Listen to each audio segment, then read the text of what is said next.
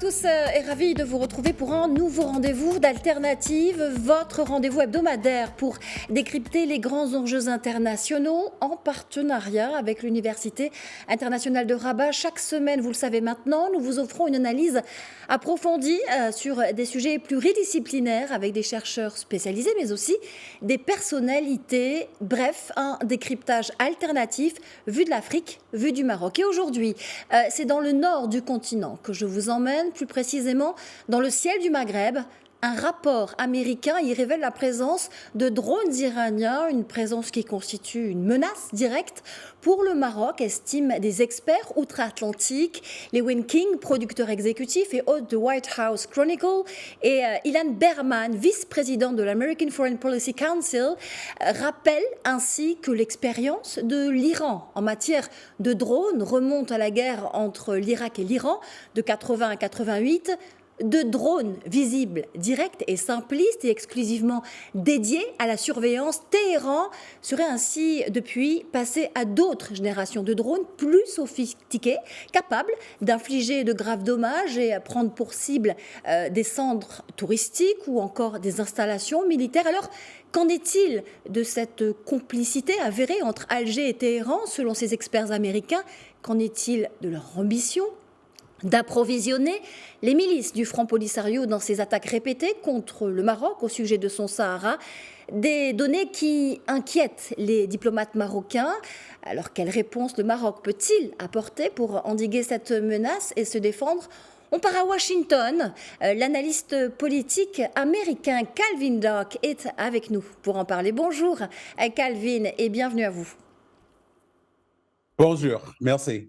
Un mot sur la présence de ces drones en Afrique du Nord, une menace qui constitue un nouveau défi commun pour Rabat et Washington.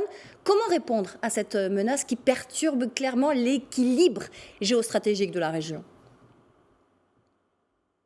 Oui, c'est vraiment un défi que nos deux pays, les États-Unis et le Maroc, ont en commun, c'est-à-dire les actions d'Iran de semer, de fomenter l'instabilité et l'insécurité à travers le monde. C'est quelque chose qui est bien sûr une priorité dans la politique étrangère des États-Unis et avec ces nouvelles, ce rapport, c'est bien sûr aussi une priorité pour le Maroc qui cherche à avoir une région stable, qui cherche à travailler avec ses voisins, d'avoir la sécurité, mais comme les États-Unis, l'Iran et ses actions, c'est vraiment un obstacle pour y arriver.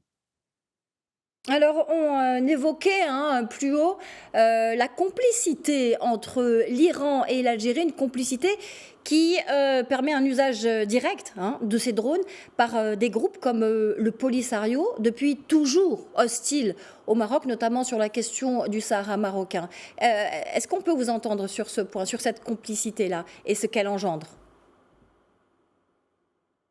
Oui, ça c'est vraiment une partie, un facteur déterminant des effets, des conséquences négatives de ces actions d'Iran. C'est la complicité des pays comme l'Algérie, parce que l'Algérie il soutient le mouvement Polisario pour continuer ce différend qui existe depuis les années 70. Et je crois que c'est une menace d'Algérie pour vraiment freiner le développement, le progrès, la prospérité et la sécurité dans la région. Malheureusement, c'est pas bien pour la région, c'est pas bien pour les peuples dans la région. Et il faut interpeller non seulement l'Iran pour ses actions avec les drones et les autres actions de semer l'instabilité, mais aussi les pays qui facilitent leurs actions et leurs obstacles au progrès, à la sécurité, économiquement, politiquement, dans toute la région. C'est vraiment, il faut interpeller l'Algérie et l'Iran et les autres pays complicites. Une complicité donc que vous soulevez. Llewellyn King, hein, qui a été l'un des premiers à parler de cette menace, dit que le Maroc a donc raison de s'inquiéter. Vous le rejoignez dans cette confirmation? Oui, oui, oui, parce que maintenant, le champ de guerre, comme on dit, les facteurs militaires ont beaucoup changé d'il y a 20 ans maintenant avec les drones kamikazes. Et avec les guerres asymétriques contre les groupes séparatistes comme le Polisario, tout a changé. Et avec l'aide de ces drones iraniens, ça peut vraiment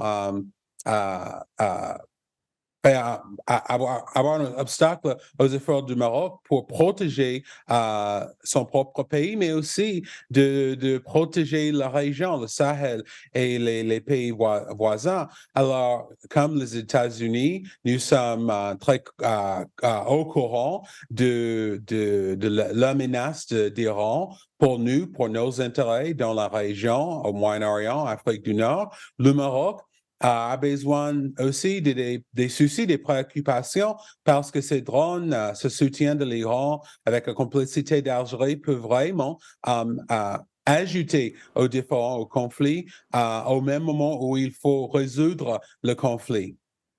Au moment où il faut résoudre le conflit. Et exactement, vous parlez, Calvin Dark, de guerre asymétrique. Alors, dans ce contexte, quelle réponse le Maroc peut-il apporter pour endiguer cette menace et y faire face, le Maroc et ses alliés? Oui, je crois que ce qu'il faut faire, les États-Unis, le Maroc, nos alliés et en fait la communauté internationale, c'est de vraiment sensibiliser la communauté de ces menaces qui viennent de l'Iran et les autres groupes et pays avec leur complicité pour que la communauté internationale peut vraiment contrer ces efforts et ces actions. Et je crois que ça, c'est vraiment aussi pourquoi le partenariat entre le Maroc et les États-Unis est très important, parce que chacun a ses intérêts et ses objectifs, ses priorités pour leur politique étrangère. Et parce qu'ils ont ce défi en commun, ils peuvent collaborer sur une solution pour vraiment contrer, pour vraiment attaquer cette menace parce que vraiment l'instabilité et l'insécurité portent atteinte aux intérêts du Maroc, les États-Unis et tous les pays dans la région, en fait, beaucoup de pays dans le monde. Un véritable déséquilibre géopolitique de la région. Calvin Dark, vous parliez de la coopération entre le Maroc et les États-Unis. Qu'en est-il du Maroc et d'Israël, de leur coopération? Est-ce que la coopération dans le domaine technologique, cette fois, pourrait être une piste pour répondre justement à cette menace des drones iraniens dans le nord de l'Afrique qui menacent directement le Maroc, selon vous? Oui, je crois que, comme j'ai dit, le Maroc, les États-Unis, nous avons ce défi en commun. Aussi, l'Iran, c'est une menace pour l'Israël. Ils ont leur propre tension et ça lutte contre ces actions iraniennes. Et je crois que le Maroc, l'Israël et les États-Unis, par exemple, peuvent partager la technologie sécuritaire pour vraiment faire face à ces menaces. On sait que, par exemple, en Israël, ils ont le dôme de fer, le Security Dome. Et peut-être ça, c'est une technologie qu'il faut partager parce que bien que chaque pays, Israël, les États-Unis, le Maroc, ils ont leur propre stratégie pour leur politique étrangère, parce que ce défi en commun, il faut une réponse ensemble. Et je crois que avec s'ils partagent la technologie sécuritaire, on peut arriver à contrer ces menaces. D'accord, Calvin Dac, merci infiniment d'avoir répondu à nos questions sur ce dossier névralgique et ce rapport américain donc, qui a révélé la présence de drones iraniens dans le nord de l'Afrique et une présence qui représente une menace directe pour le Maroc, on l'a vu. Merci d'avoir répondu à nos questions. Je rappelle que vous étiez en direct avec nous depuis Washington et que vous êtes analyste politique sur place. Merci à vous. Merci, bonne journée. Et merci à vous, c'est la fin d'Alternative. À la semaine prochaine.